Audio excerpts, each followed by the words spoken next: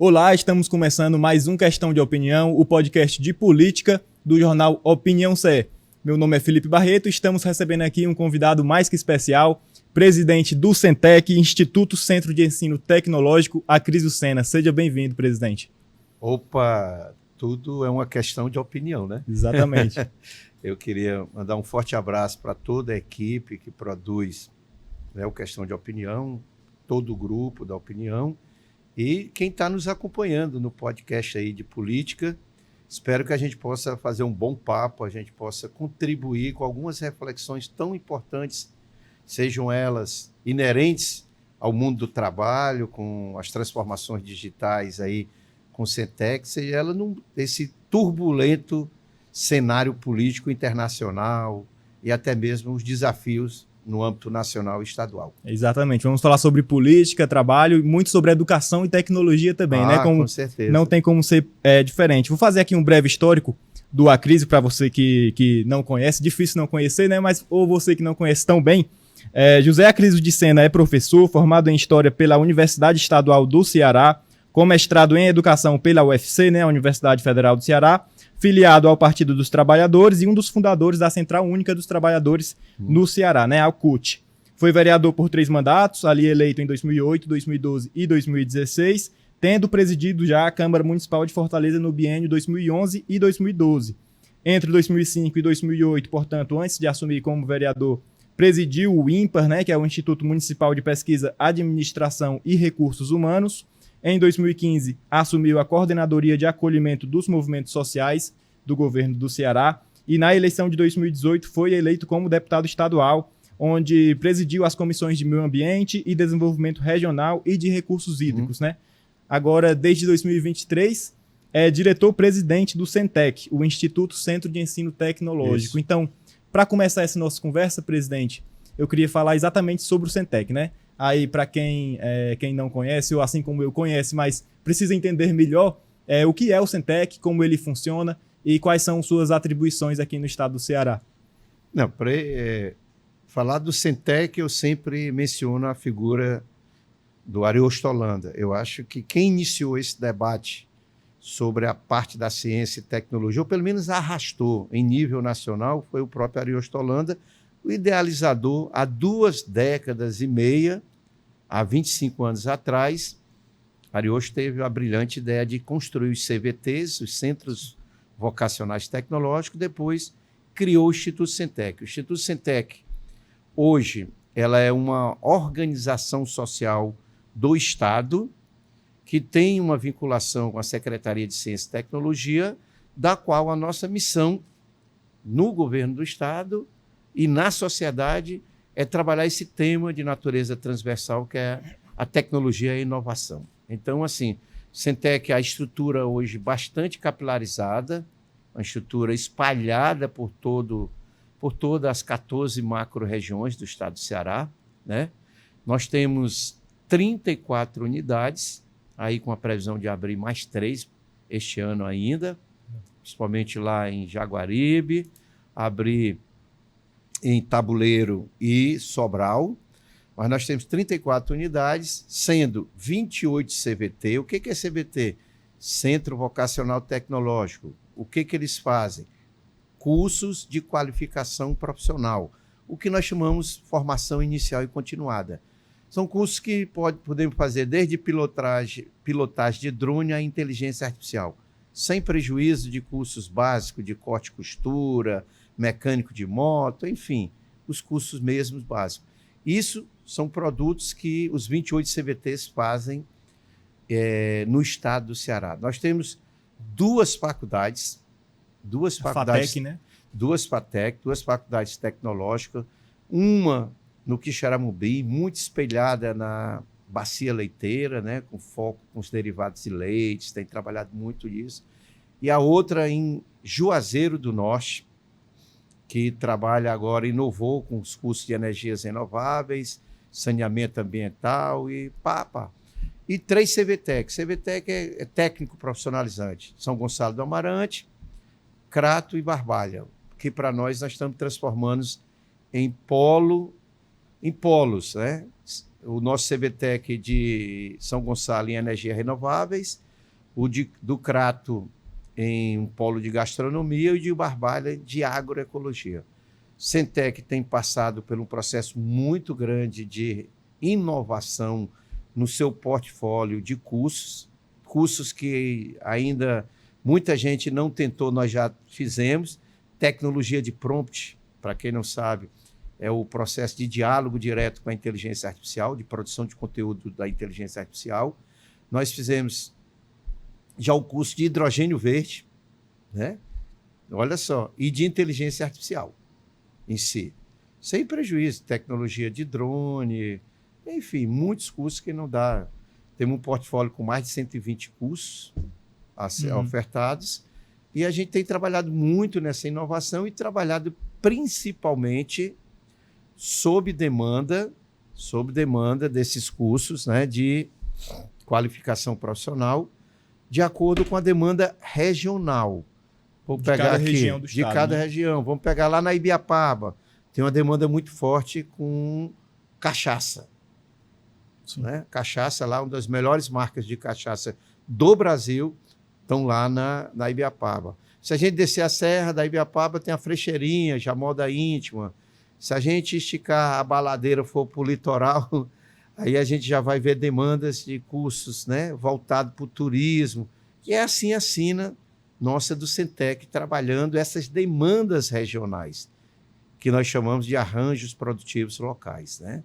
Que são especificidades de grupos econômicos que trabalham isolado ou juntos numa demanda local, como eu já especifiquei anteriormente. Então, o Centec, além disso, né, dessa relação direta com a Secretaria de Ciência e Tecnologia, da qual a gente comanda todos esses equipamentos que eu falei, 28 CVTs, 3 CVTEC e 2 PATEC, que eu acabei de explicar, a gente também tem contratos de gestão que nós trabalhamos com a SEDUC, com a Secretaria de Educação.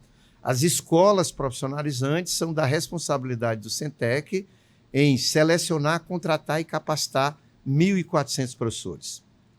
Nós temos uma outra parceria com a Secretaria Estadual de Proteção Animal.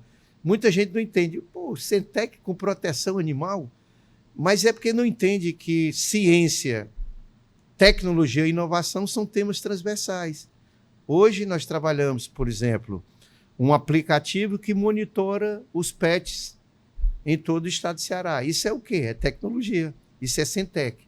Ou seja, então, temos também um contrato com a Secretaria de Desenvolvimento Econômico, com os arranjos, não é com arranjo, com cultivo protegido, café com sombra, não sei o que, outras culturas. Sim. Temos uma parceria também com a Secretaria Estadual do Trabalho, com os cursos de qualificação profissional. Enfim, o Centec tem esse leque de aliados, que eu posso dizer, esse leque que trabalha através dos contratos de gestão. Né? Nós somos essa OS que tem esse foco na ciência, na tecnologia e na inovação. Legal, né? Diversas parcerias com vários órgãos do governo do estado, não, mas pode falar. Não, pode concluir, vá. Diversos órgãos do estado, você está falando. Sim, mas antes eu queria falar um pouco mais sobre esses cursos, né? São 120 cursos, como o senhor falou, e eu queria saber como é o processo de inscrição, né? Qualquer pessoa pode se inscrever ou tem alguns critérios? Como é que funcionam essas inscrições? Não, aí eu estava falando das parcerias. Então, o Centec, ele trabalha com vários parceiros e agora nós estamos avançando as parcerias com as prefeituras, certo? Tá. Nós tanto podemos fazer a parceria pública, como eu já mencionei, com as secretarias do governo do estado, como também as prefeituras, que também é público, está no terreno do público, como nós também podemos fazer iniciativa privada. Nós já fizemos com a ECIP lá, com o pessoal lá dos empresários do Porto do Pecém, nós já fizemos parceria. Ou seja, estou só mencionando que nós também temos a liberdade, pela nossa natureza jurídica, também de fazer parceria com a iniciativa privada. Sim. Nós podemos fazer com o público, mas nós também podemos fazer com a iniciativa privada. Aí eu vou te responder o conteúdo dos cursos, né, que você me pediu para falar um pouco. Os cursos, o Sintec ele tem um foco prioritário no povo, nas famílias em situação de vulnerabilidade social. O público prioritário é o cadastro único, é uma imensidão de pessoas, né? E nós temos também hoje uma parceria muito forte com a primeira-dama, com a Lia Freitas. Lia Gomes é secretária, né? A Lia Freitas, a primeira-dama, fazendo também por dentro do Ceará Sem Fome, para além da segurança alimentar, também levando projetos de qualificação profissional. É uma parceria que o Sebrae tem também, né? Sebrae tem e nós do Sintec nós temos também. Sim. Pra você ter ideia, nós estamos com quase 200 turmas do Ceará Sem Fome, né? Do Ceará Sem Fome. Nós estamos com quase 200 turmas trabalhando os mais diferentes cursos de qualificação profissional, aonde tem as cozinhas populares. Mas tem cursos, qual é a prioridade? É famílias de baixa renda, famílias, grupos sociais em situação de vulnerabilidade social, jovens que nem estudam e nem trabalham. Ou seja, esse é o nosso foco prioritário. Até porque os cursos não têm restrições. Qual é o limite de idade? A partir de 16 anos de idade até aonde o cidadão quiser. Nós temos turmas que eu já participei de entrega de certificados, onde temos jovens de 68 anos de idade, né? Jovens de 68 de idade, jovens de 16. Então, esse componente geracional é muito legal, porque a gente consegue mesclar dentro de uma própria turma, desde um jovem de 16 anos a um jovem de 70. Tá aí legal, fica legal pra caramba, e o curso, né, produz esse encontro geracional muito legal. Não tem também um problema de restrição com escolaridade. É óbvio que existem alguns cursos que exigem um maior letramento. Eu tenho um curso que precisa que o cidadão tenha pelo menos o nível fundamental. O de hidrogênio verde, completo. Né, um nível de hidrogênio verde, se não tiver um ensino médio, já não acompanha. Sim. Mas consertar uma moto, o cidadão precisa ler e escrever. Estou só dando esse exemplo. Basta ele ter vontade. Ou seja, então o Sintec, e com a nossa chegada, a gente também começou. Se a população é essa, o público e a população a ser atingida é a população em situação de vulnerabilidade, você tem que entender essa população, e aí não adianta você ter como público essa população e ter critérios restritivos. Por isso não tem limite de idade, obviamente a partir de 16 anos você pode, não tem esse limite, de 16 para cima o céu é o limite. E também essa parte da escolaridade. Obviamente os cursos é que impõem essa realidade, mas tem muita experiência legal. Por exemplo, nós começamos uma experiência com pilotagem de drone em Canindé, com o CBT de Canindé, que se espalhou para todo o estado do Ceará. Nós temos alguma experiência como montagem e manutenção de placa solar, que começou lá no Cariri, com as empresas que estavam se instalando. Nós não tínhamos laboratórios ainda para montagem e manutenção, hoje nós temos, mas na época nós já fazíamos a parte teórica no CVT e a parte prática já dentro da empresa. E assim vai. Hoje tenho recebido muitos prefeitos que querem construir CVT. Ontem mesmo eu recebi uma delegação de Caucaia, a secretária de Trabalho, de Caucaia, que não tem CVT e que queria levar os cursos de qualificação, e aí eu propus que a gente construísse um CVT. E assim vai muitas experiências que estão surgindo e que nós inauguramos uma nova modalidade. Não só ofertar para a população do município se qualificar, como também nós podemos qualificar os servidores públicos. Sim. Nós fizemos uma experiência muito boa com a Prefeitura de Limoeiro do Norte, um primeiro projeto de qualificação profissional com a Prefeitura. Nós levamos lá o projeto Qualifica Mais Limoeiro, que proporcionou um servidor poder fazer a informática para o mundo do trabalho. E tem servidor que não tem experiência. Ou E hoje em dia é essencial, é né? essencial. O servidor fez informática para o mundo do trabalho. Sim. Nós fizemos também a ideia lá e o curso de atendimento humanizado do SUS, né? Dos professores poderem se apropriar das ferramentas digitais. Tudo isso em Limoeiro do Norte. Né? Tudo isso em Limoeiro do Norte. E que pode perfeitamente se expandir para qualquer município. Legal. A expertise do Centec para qualquer existe já esse indicativo de que possa ter essa expansão? Já tem muitos municípios.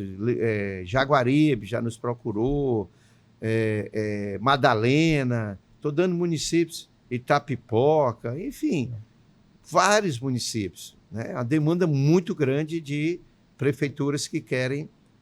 Até Jussuoca, conversei, então muitos municípios, às vezes, ou é articulação pelo prefeito, ou às vezes pela Câmara, ou às vezes nem a Câmara nem o prefeito, e até uma ONG, uma associação de moradores, os sindicatos rurais, então, ou dos servidores públicos. Então, o Centec tem muita mobilidade, tem muita flexibilidade para construir as parcerias. Legal. Não há uma restrição para nós construirmos uma parceria dentro do município. Então, assim, nós temos construído essa flexibilidade, entendido a dinâmica própria do município e trabalhado em larga escala, porque essa é uma orientação do nosso governador Eumano de Freitas. Legal. É isso. Presidente, eu queria voltar um pouco em uma das suas respostas anteriores sobre as novas unidades do Centec, né? Jaguaribe, me corrija se eu estiver errado, Tamboril, né? Ou é Tabuleiro? Tabuleiro, isso. Jaguaribe, Tabuleiro do Norte e Sobral, né? Como está o andamento da chegada dessas novas unidades, né? Existe já a previsão de quando elas podem estar chegando, talvez esse ano, ou fica para um próximo momento? Tem estágios diferentes. Por exemplo, Sobral, nós estamos tentando se implantar. Nós já estamos em vias de alugar um espaço. Vamos colocar uma equipe, já tem uma equipe de articulação territorial nossa. Precisamos avançar num diálogo com o prefeito.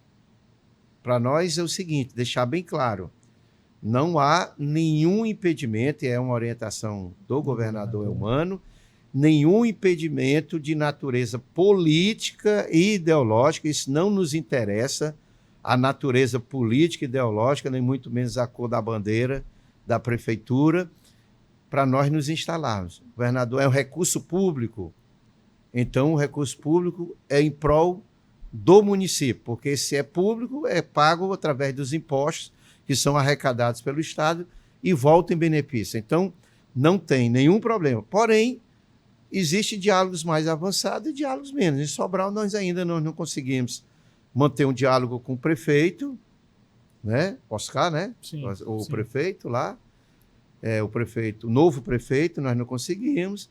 Mas, porém, vocês procuraram e não... Não, ainda estamos em vias de articulação da agenda, né? Está se instalando agora, deve estar 1001 coisa, mas nós já estamos prontos para ministrar. Aliás, nós já ministramos cursos sem parceria com a prefeitura, por exemplo, na gestão anterior, nós ministramos cursos sem a prefeitura, como foi com a parceria com a UVA, a Universidade do Vale do Acaraú, que nós ministramos um curso lá com o pessoal do curso de História, lá no Produção Audiovisual, lá dentro de Sobral, né? numa área pobre lá de Sobral. Então, assim, fizemos isso e estamos aguardando um diálogo com o prefeito. Em Jaguaribe já tivemos com o prefeito, já estamos assinando o termo de cooperação técnica e já pensamos já lançar os cursos já agora a partir de abril em diante.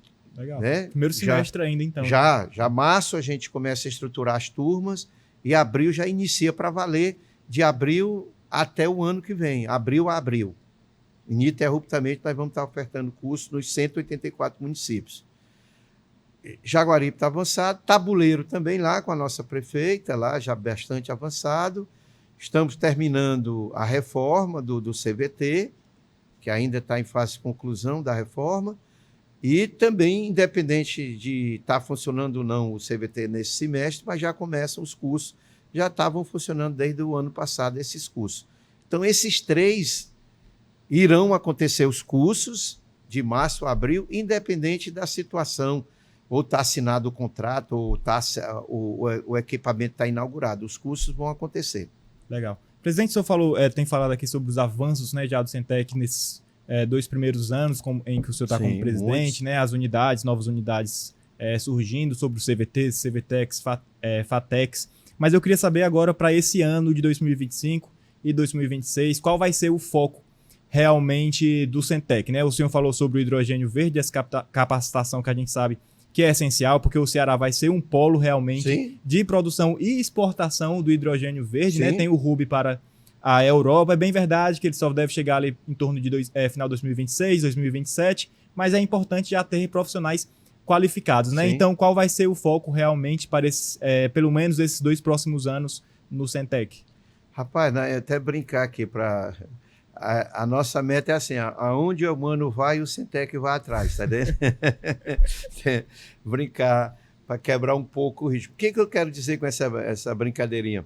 É que aonde o governador assina um protocolo, seja ele nacional ou internacional, o Centec starta um curso. Legal. Vamos lá. O governador assinou o protocolo de energias renováveis na última viagem que ele fez à Europa, né? Nós acompanhamos o governador, já fizemos os cursos de formação inicial, de qualificação profissional, tanto de montagem e manutenção de placa solar, como também de energia eólica, como também de hidrogênio verde. Nós já temos laboratórios tops montados aí, pelo menos em 2 estruturas do Centec, uma no CVTEC, lá de São Gonçalo do Amarante, que já está funcionando a todo vapor, o Laboratório de Energias Renováveis. Que funciona no PECEM, né? Não, na sede? Não, funciona lá na sede em São Gonçalo do Amarante, que tem lá como Centec. Eles conhecem como Centec, mas é um CVTEC. Eles conhecem como Centec. E o que eu visitei semana passada, lá em Juazeiro, na FATEC, um laboratório também com as 3 matrizes energéticas, né? De hidrogênio, de solar e eólica. Essas 3 nós estamos trabalhando já. Fizemos esses cursos, o governador estruturou 10 laboratórios, nós temos em 3 espaços nossos, 3 equipamentos nossos, temos também que Xaramubim, está lá nosso.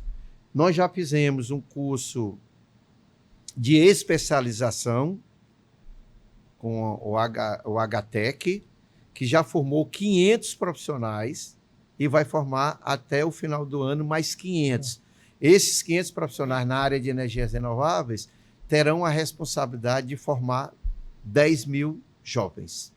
É essa a estratégia do governador, que eu digo que aonde o governador vai, nós seguimos os passos dele, e isso em parceria com 2 grandes parceiros. O Centec não faria isso sem 2 grandes parceiros. FUNCAP, professor Raimundo, tem feito um extraordinário trabalho na Fundação Cearense de Pesquisa, que é a FUNCAP, Fundação Cearense de Apoio à Pesquisa, FUNCAP, Raimundo, professor Raimundo, e o nosso grande parceiro do Instituto Federal do Ceará, nosso reitor Vauli Menezes. Ou seja, Centec, FCE, FUNCAP tem feito esse projeto que o governador tem já mencionado em vários motivos, várias ocasiões, que é o HTEC, que é o curso que vai desde o curso de qualificação profissional à pós-graduação, o MBA de energias renováveis. Legal. O senhor falou sobre seguir os passos. Ainda falta o STIC, né? A tecnologia da informação e comunicação, faltando isso. O senhor falou sobre seguir os passos do governador, né? E eu acho que um assunto que a gente não poderia deixar de passar aqui é sobre a chegada da Transnordestina, né? Sim. Porque, lógico, é um empreendimento que é mais levado pelo governo federal, mas tem a participação também do governo estadual, né? A Transnordestina que vai ali do Cariri, sobe para o Centro-Sul, Sertão Central, passa ali chegando à região metropolitana de Fortaleza, chegando ao PECEM, e pode, assim, a gente sabe que pode baratear o preço dos produtos que vão ser produzidos no interior do estado e também em outros estados, né? Essa ferrovia passa por outras unidades da federação e vai chegar ao Porto do Pecém para ser exportado, né? Assim, o Centec tem previsão de fazer capacitações também nessas rotas da ferrovia, por exemplo, vamos ter alguns portos secos, né? Isso já é quase que certo, devemos ter pelo menos 2, 3. Então, como está essa previsão da atuação do Centec para auxiliar na produção aqui do Ceará? Nós continuamos seguindo os passos do governador. Eu estou dizendo, aí eu vou já chegar. Mas tem ainda esse da parte, para eu concluir, da energia renovável, essa parte da tecnologia da informação e da comunicação. As TIC, né? Que é a famosa TIC. Então, esse é um dos terrenos mais promissores para a juventude, que são os cursos, né? De IA, os cursos de front, os cursos de games, de desenvolvimento de web. Então, isso é onde brilha os olhos da juventude e nós entramos definitivamente também nessa área, que também são protocolos assinados pelo governador. Então, nós temos hoje a rede dos CVTs, nós estamos transformando em a rede de territórios de inovação. Para quê? Para trabalhar também essa parte dos cursos de tecnologia da informação e comunicação. É como eu estou lhe dizendo, hoje nós temos todos esses cursos. Não tinha no Centec. Hoje nós temos uma plataforma de ensino à distância, que é o nosso Centec Academy, que foi construído por nós. Também não tinha. Isso tudo para poder fazer essa interface com esse projeto de tecnologia. Até mesmo o programa de Horizontes Digitais, que tanto o Evandro, na época candidato e agora prefeito, divulgou, foi uma proposição nossa do Centec, juntamente com a FUNCAP, tá vendo? Juntamente com outros parceiros que nós fizemos e que o Centec vai executar em Fortaleza, nas 12 regionais, levando cursos para a juventude da periferia. Quem vai fazer a execução dos horizontes digitais, que isso aí nós não abrimos mão, até porque foi acertado com o prefeito Evandro, em Fortaleza seremos nós do Centec. Obviamente, em parceria com a ETICE, obviamente, em parceria com o IFCE, parceria com a FUNCAP, ou seja, mas nós vamos estar capitaneando esse processo. Então, esse processo é nosso. Então, além das energias renováveis, as tecnologias da informação também estão no nosso horizonte, no nosso radar, como prioridade estratégica da rede Centec. Ou seja, energias renováveis e tecnologia da informação e comunicação são as prioridades dos cursos do Centec, sem prejuízo de uma demanda que surge de um eletricista predial, de um bombeiro hidráulico, de um cozinheiro, pedreiro e aí vai. Mas nós temos priorizado essa nova base de empregabilidade em nível mundial. E aí, por isso, nós estamos seguindo os passos. E dizendo para você que a gente está seguindo os passos do governador também na Transnordestina. Pronto, antes de não é só do governador, é também do presidente Lula. Antes do senhor responder sobre isso, eu queria só voltar um pouco na proposta dos horizontes digitais, né, que o senhor citou aqui. O Centec ele vai participar, né, dessa proposta que foi apresentada na campanha. Nós apresentamos uma estratégia para o Evandro já. Apresentada na campanha do prefeito, né? Evandro Leitão. Eu queria saber como está a previsão dessa medida ser implementada, né? Porque a gente sabe que a prefeitura está passando por um momento de contenção de gastos, né? O Evandro recebeu a prefeitura das gestões passadas com muitas dívidas, né? 2 bilhões pelo menos nesse ano, 4,6 até 2028, né? Pelo menos o último ano desse primeiro mandato dele. Então, eu queria saber se, apesar dessa contenção dos gastos, se já existe uma previsão dessa medida ser implementada, por exemplo, talvez ainda esse ano, né? Porque promessa de campanha não precisa ser implementada no primeiro ano, ela pode ir até 2028. Mas como está essa previsão? O Felipe já engatou 2 marchas num tempo só, tá vendo? Então eu vou voltar a Transnordestina, senão a gente perde o fio da meada. Tá certo. Por isso que eu trago meu bloquinho do Centec, tá vendo? Para poder, olha, bloquinho, para fazer as minhas anotações. Então, acho que eu estou precisando de um bloquinho desse também. Nós vamos deixar de presente para você. Eu vou arrancar só a página e deixar de presente para você. Tá certo? Para fazer propaganda aqui, nossa. Mas eu vou mandar deixar alguns aqui, viu, Kate? Olha, a Kate está ali para mandar deixar alguns aqui. Então, assim, deixa eu te dizer. Transnordestina, Por isso que eu digo que ele segue os passos agora, não só do governador, mas também do presidente. Transnordestina é um projeto federal, né? Nós já tivemos uma reunião com o prefeito Cirilo Pimenta, com a Secretaria de Desenvolvimento Econômico, com o IFCE e o Sentec, para quê? Para discutir a plataforma de qualificação profissional do Porto Seco, dos profissionais que vão se instalar lá em Quixeramobim, do Porto Seco. Tá certo? Ou seja, ninguém perde tempo. Então, assim, do Porto Seco, que está lá em diálogo com a prefeitura, nós já recebemos a demanda e já apresentamos a proposta de qualificação para o pessoal que vai tentar entender. O Porto Seco é um porto que não é dentro da água. Ao invés de ser transportado por navio, será transportado pelos os vagões da Transnordestina. Por isso que leva o nome de Porto Seco, mas é uma logística em terra do mesmo jeito que tem também para dar suporte ao mar. Tá certo? Por isso que é chamado de Porto Seco. Então, a logística é gigantesca e ela vai seguir. Por que Quixeramobim? Porque é o elo que faz a ligação, né, entre o que vem lá de Pernambuco, passando pelo Cariri, passando pelo Sertão Central, desaguando aqui no Porto Pecém. Então, a Transnordestina é isso. Agora, voltando para a resposta do Horizonte Digitais do Evandro, para poder chegar aqui. Então, foi uma proposta, quando se montava o programa de governo, que o Sentec, juntamente com a FUNCAP, nós propusemos os horizontes digitais. O que é horizontes digitais, Acris? É exatamente nós podermos pegar as 12 regionais que nós temos, aplicarmos territorialmente para o jovem. Se for presencial, que a gente pode fazer híbrido, pode fazer parte presencial, o jovem não sair do seu território, como nós podemos fazer também online. Nós podemos fazer também através de uma plataforma online. Ou as duas simultâneas, híbrido, né? Então, quais são esses cursos? São simples. É os cursos que eu acabei de mencionar das tecnologias.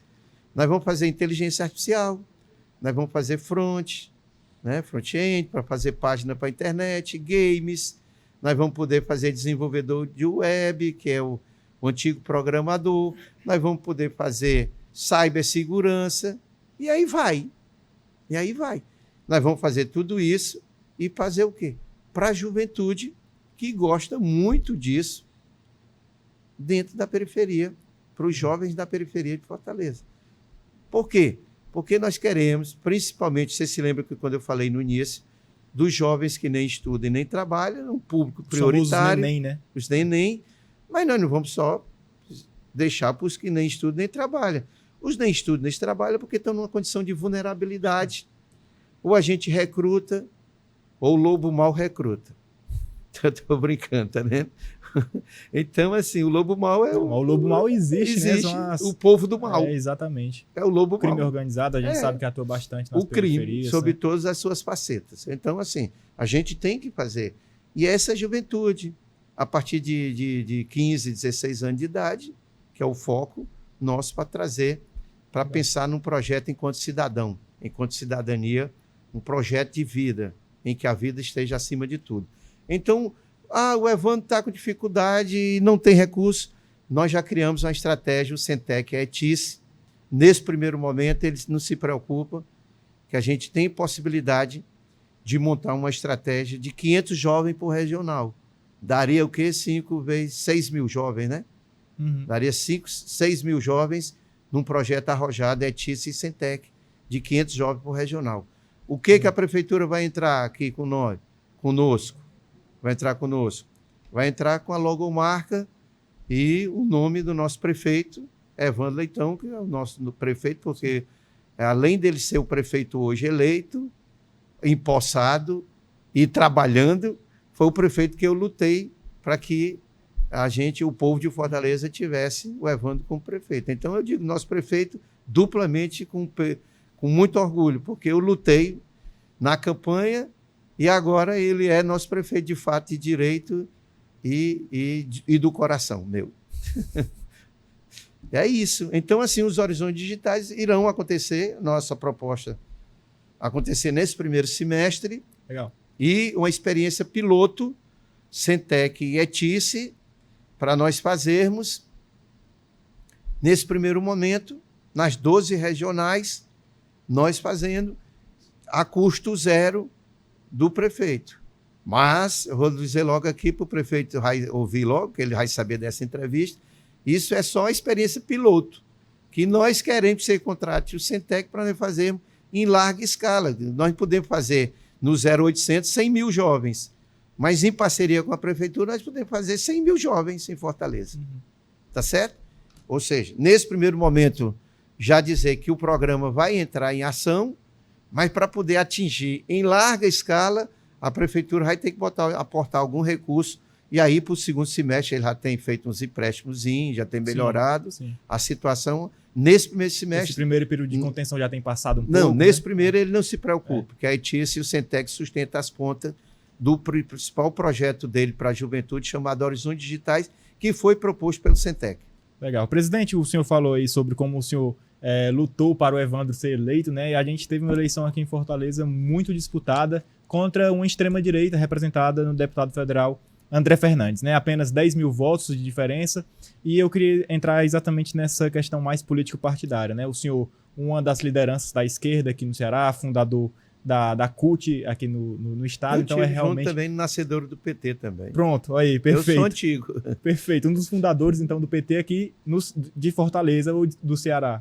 Não, do Ceará. Do Ceará, né? Da CUT é nacional, da CUT eu participei como bancário, eu fui delegado em 1983, delegado era participando com um crachazinho, com uma delegação de sindicatos bancários no Congresso Fundação, chegando a ser presidente uma década depois, né? 91. Legal. Então, sobre essa questão mais política partidária, eu queria que o senhor analisasse esse crescimento que a gente está vendo, né, da extrema-direita no Brasil. É bem verdade que desde 2018, com a eleição do ex-presidente Jair Bolsonaro, né, em 2022, apesar de ele não ter sido reeleito, a gente viu aí principalmente o PL, né, que é o partido que eu acho que mais exemplifica essa extrema-direita, vencendo no Congresso, né, o maior número de deputados federais é do PL ainda hoje. Aí, ano passado, a gente teve essa eleição aqui em Fortaleza, né, com a força desse grupo extremista. Então, eu queria que o senhor fizesse uma análise desse crescimento, que o senhor explicasse se existe um caminho para que a esquerda e que os outros grupos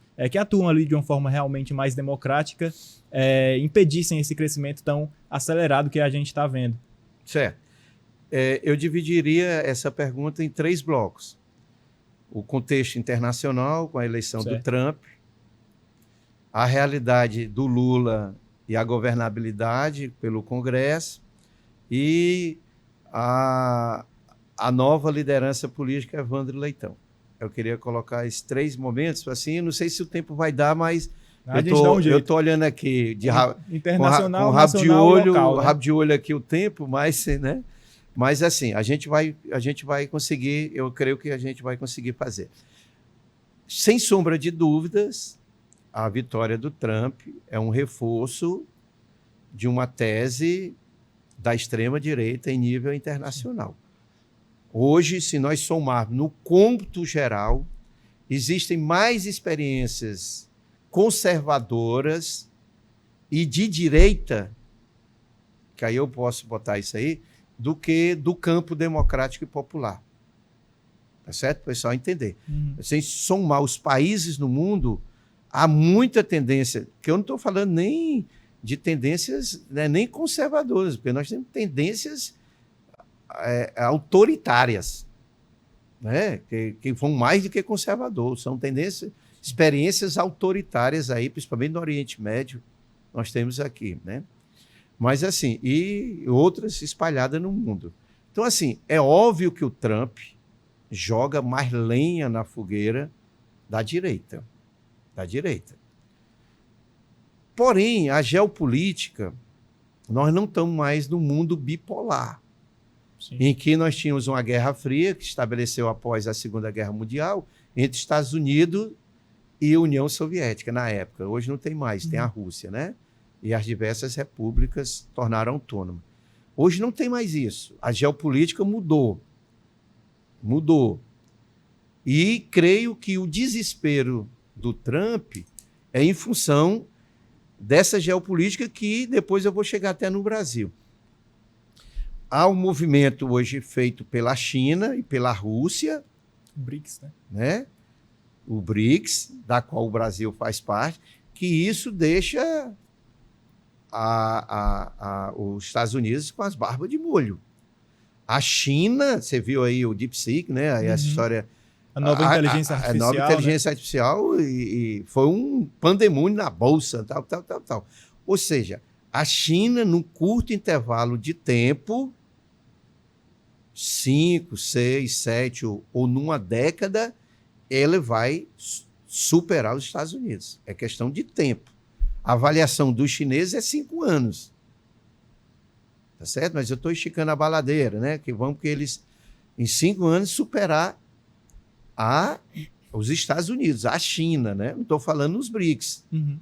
Os BRICS impõem uma nova geopolítica. A União Europeia, outro bloco político. O Mercosul, outro bloco político.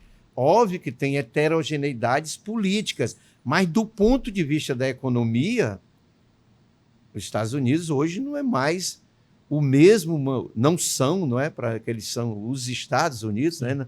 Não são mais o mandatário, né? Embora o padrão, a referência econômica, o dólar e a potência americana é fortíssima, mas essa geopolítica ela muda substancialmente. Daí o desespero do Trump com as tarifas, vai e volta no se colar, colou, e o inconformismo, para chegar no Brasil, o inconformismo da América do Sul não ser mais aquela extensão que era governados através dos Fundos Monetário Internacional e do controle da dívida externa, que você é mais jovem do que eu, não viveu. Eu sou o único cidadão que viveu nos 2 séculos, do século XX e do século XXI. Você não... eu vivi no 20 porque eu nasci em 99. Não, você no 20 já nas fraldas, né? Sim, sim. Mas eu vivi lutando, né? Por exemplo, eu tive a oportunidade de lutar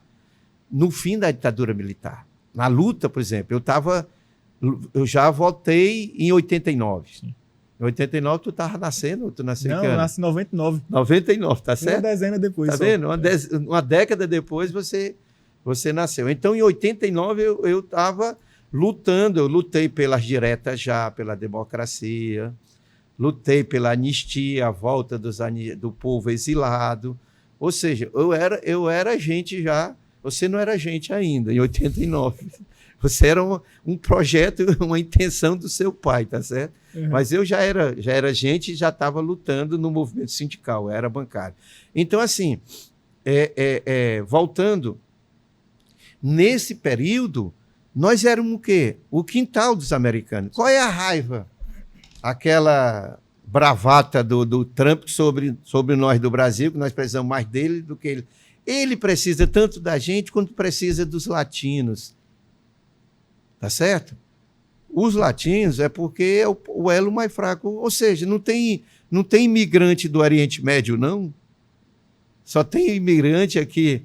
Tá certo? Ele começou aqui porque ele sempre tratou a América do Sul como o quintal dos Estados Unidos. E o Lula não topou isso. O Lula procurou o quê?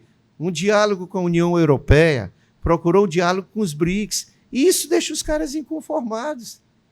Procura criar uma autonomia econômica, não de dependência dos americanos, embora a gente precise comercialmente e na relação diplomática se relacionar com os americanos. Então,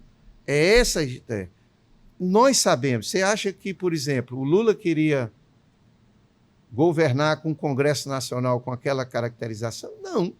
O ideal é que ele pudesse governar com um Congresso Nacional que tivesse o mesmo perfil do projeto que ele quer implementar. Mas aí ele tem que fazer as suas ginásticas, né? De levar o governo ao centro, de fazer concessões, que nem todo mundo entende. Mas já mudou quando mudou o Banco Central. O Banco Central, quando hoje o Banco Central, entendendo a importância de reduzir taxa de juros, né? de impor um outro tipo, já muda. Então, assim, o Lula se vira nos 30.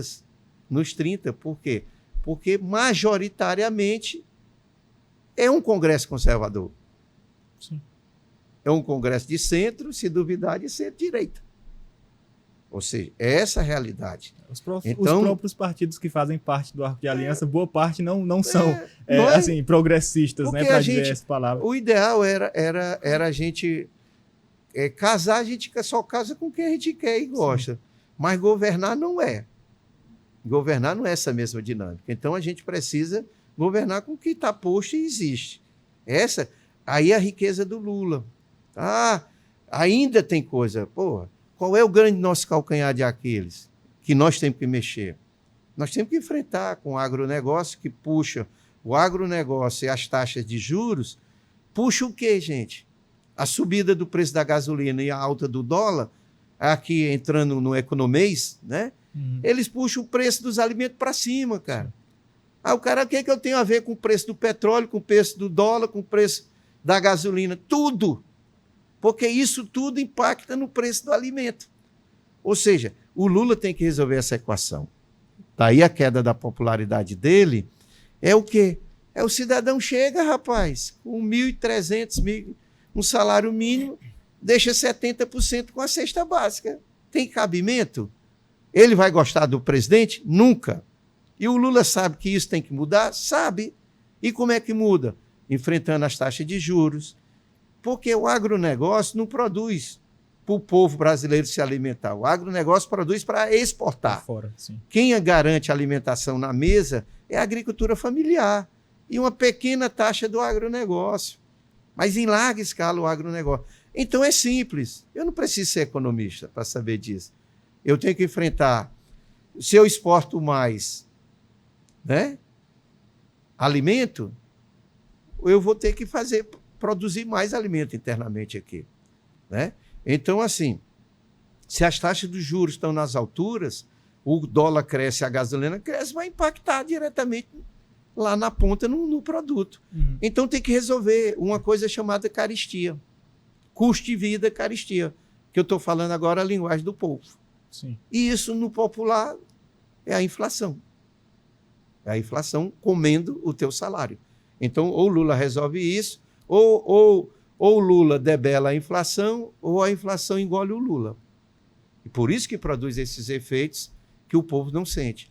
Mas faça valer o poder de compra do salário, que muda a imagem do presidente. E chegando no Evandro, que nós já estamos estourando nosso tempo. Rapidinho, presidente, eu queria citar ainda sobre o nacional, né? O senhor falou sobre a possibilidade de abaixar os juros. Aí é um trabalho que é do Banco Central, né? O Banco Central agora com o novo presidente, o Galípolo, que já, enfim, ele já deu algum indicativo de que pode ouvir mais o governo, né? A gente sabe que o Banco Central é um órgão independente, mas que é importante também esse diálogo, né? Com o Executivo, também com o Legislativo. Claro. O senhor está confiante que, para a gestão agora do Galípolo, a gente possa ver um Banco Central diferente, realmente preocupado com essa questão dos juros? Porque nesse mês de janeiro agora, por exemplo, já tivemos uma alta na Selic, né? Mas como está a sua confiança para esse novo momento? Eu acho assim, os juros tem que segurar os juros para segurar duas coisas fundamentais que impactam no custo de vida do cidadão. O preço do dólar e da gasolina. Sim. A gente segurar isso aqui, né? Fazer isso com que isso impacte o Lula trabalhar com produtos de primeira necessidade, uma cesta básica. Tem que ter algum tipo que foque na questão do custo de vida do cidadão. O impacto central da realidade do Lula é isso. Eu acredito, sim. Eu acho que o Banco Central que nós tínhamos anteriormente era um Banco Central que conspirava. Ele é independente, mas ele chegava a um ponto de uma independência de trabalhar totalmente contrário aos projetos de interesse da nação. Tá vendo? Era um independente que era uma mãe para os banqueiros e uma madrasta para o povo mais pobre. Tá entendendo? Então, essa é a realidade. Não, aí o Lula consegue trabalhar, mas ainda não conseguiu resolver essa equação. Ele tem que resolver. Bolsa Família, ProUni, FIES, isso é passado, o povo não conta mais. Isso já está no conquistado. Depois que conquista, conquistou. Aí tem que olhar para frente, para outras coisas. E o principal problema do Lula é esse. 2 problemas de natureza. Um na economia, o custo de vida, e um na política, a governabilidade via Congresso Nacional. Resolver as 2 equações eu digo que o Lula se torna competitivo novamente. E acho que ele tem até a presença... Até porque o projeto da direita não tem nada que ofertar de concreto para o povo que mais precisa, que é o povo pobre, o povo trabalhador. Né? É essa a realidade. E esse debate nós vamos enfrentar para entrar. Essa história da direita, que foi um debate esquerda-direita, André e Evandro. E eu acho que o bom senso prevaleceu. Era uma aventura. Eu fui deputado com o André. Seria uma aventura. E aí, todo cidadão, por exemplo, eu tinha meu médico que eu fui, ele disse, olha, eu detesto o seu partido, né? Gosto muito de você, detesto o PT e tal, gosto muito de você, mas eu não tenho como apostar em Fortaleza uma aventura. E aquela polarização era uma polarização, e aí o povo tem que dizer, é uma polarização que acabou no segundo turno. Não existe. Não existe polarização mais. Não existe. Existe um povo que quer que o Evandro dê certo e uma minoria que torce para dar errado. A ampla maioria quer que o governo dê certo. E o Evandro começa muito bem. Então, aquela polarização...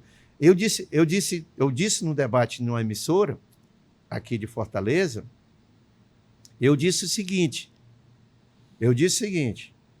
olha, duas coisas. Primeiro, depois que o Evandro tomar posse, não existe mais esse negócio de cidade dividida. Não tem mais cidade dividida. Não existe mais cidade. Vocês sentem alguma cidade dividida? Não existe. Grupo, movimentos acontecendo, não. Não existe. Existe a maioria da população torcendo para dar certo a prefeitura, porque ela ganha e vai dar certo, está dando certo. Os passos que o Evandro está mostrando são radicalmente diferentes do gestor anterior. Radicalmente. E o Evandro está disposto a trabalhar. Né? Essa é a primeira. E segundo, o Evandro termina o primeiro semestre deste ano com uma maior liderança política de Fortaleza. Eu disse isso antes dele tomar posse. E o Evandro termina, eu botei 1 ano, mas aí eu disse lá 1 ano. Eu vou botar, agora eu já reduzi para 1 semestre. Evandro se torna, até o meio do ano, nesse ritmo que ele está, né? Nesse ritmo ele pegou, a prefeitura é tipo assim, uma Ferrari que estava estacionada. Aí ele tacou a primeira, a segunda, acelerou, aí sentiu força, aí está acelerando e o carro está indo mais longe, mesmo de uma cidade devastada financeiramente que foi entregue para ele. Devastada financeiramente. Então, eu estou muito confiante. Acho que o Evandro está no rumo certo, está com garra, vontade para trabalhar, botou um secretariado que quer também trabalhar, está entendendo? E agora, um povo ansioso para receber. Obviamente está cedo, né? Só tem 1 mês, mas um povo ansioso. Mas eu acho que, em matéria de uma grande questão fundamental que a população espera de um gestor, é o sentimento desse gestor pertencer à cidade, desse gestor viver o cotidiano da cidade, desse gestor dialogar com os reais problemas da cidade. Esse gestor se chama Evandro Nogueira, né? Evandro de Sá Barreto Leitão. Evandro Nogueira. Perdão, errei uma gafe aqui. Evandro Leitão. Evandro Nogueira é meu amigo radialista. Evandro Nogueira. Evandro Leitão, né? Evandro Leitão. Esse nome é Evandro Leitão. E está pronto para fazer a melhor experiência de gestão de Fortaleza que nós teremos aí. Perfeito. Chegando aqui nos minutos finais, né, presidente? Chegando, uma conversa já bem longa, né? É verdade que o tempo passa rápido, mas uma conversa já chegando eu quase... Eu tenho que ir também ali para outras agendas. Quase 1 hora, mas eu queria fazer só mais uma última pergunta, né? O senhor teve já uma experiência muito boa nos legislativos, né? Na Câmara Municipal de Fortaleza, na Assembleia Legislativa do Estado do Ceará. O senhor, de alguma forma, sente falta desse trabalho legislativo? Deixa eu dizer, o legislativo e a política é como hepatite C. Depois que ela entra no sangue, não sai mais nunca, tá entendendo? Mas assim, eu sempre tenho dito que eu sou tocado por missões. Eu estou cumprindo uma missão que o governador Elmano me pediu. Ó, Cris, eu quero que você vá para o Centec, tá meio adormecido lá, eu quero que você bote aquilo para funcionar, dê todo o gás possível, e eu estou dando todo o gás possível. Se porventura que eu tem a possibilidade de eu ser convocado para o desafio de assumir a Assembleia Legislativa, eu também estou preparado. Tenho experiência de sobra, fui 3 vezes vereador, deputado, né, presidente de Câmara, gosto da tribuna, embora eu estou muito feliz lá no Centec. Né? Eu estou numa situação mais ou menos assim, você vai viajando, aí diz assim, eu amo Juazeiro, mas adoro Petrolina. Tá entendendo? Então é mais ou menos essa situação. Mas se o governador escalar e disser, bora, aí não tem querer não. Aí eu vou, arrumo minhas malas, e o povo já sabe disso, arrumo minhas malas e vou para o desafio que será a Assembleia Legislativa. Tem possibilidade, sim, isso é real. Né? Aqui em primeira mão. Tem possibilidade, ainda este semestre, essa possibilidade de vir a ocupar, voltar para fortalecer, porque nós também precisamos fortalecer o nosso time na Assembleia. Sim. Nós fizemos uma mexida e o Guilherme, que assume a liderança, praticamente precisa ser fortalecido lá, porque nós tínhamos 2 pesos pesados que estavam na linha de frente, era o líder, que era o Romeu, passou a ser presidente né? Que não dá para ocupar a mesma função, e o de Assis, que era o líder, passou a ser o primeiro secretário. Então, primeiro secretaria ou a secretaria-geral? Primeiro secretário. Primeiro secretário. Então, são 2 pesos pesados que estavam na linha de frente da defesa do governo, que continuam defendendo o governo, mas não pode exercer esse papel sendo gestores da Casa da Assembleia. Lá é gestor de toda a casa, ou seja, gestor dos 46. Então, eu devo ser escalado para assumir essa missão de fortalecer o projeto do governador Elmano de Freitas na Assembleia Legislativa. Obviamente, o tempo qual vai ser, eu não sei. Né? Eu estou muito bem, estou muito feliz lá no Centec, vou continuar a minha missão, mas se for escalado, irei com todo prazer e desenvolverei com a mesma força, com a mesma garra como eu estou fazendo à frente do Centec. Legal. Presidente, a gente já ultrapassando 1 hora, né? Eu agradeço o senhor por poder ter vindo para cá, né, para os estúdios do Opinião CE. A gente teve uma conversa muito produtiva aqui sobre educação, sobre tecnologia, política, sobre trabalho.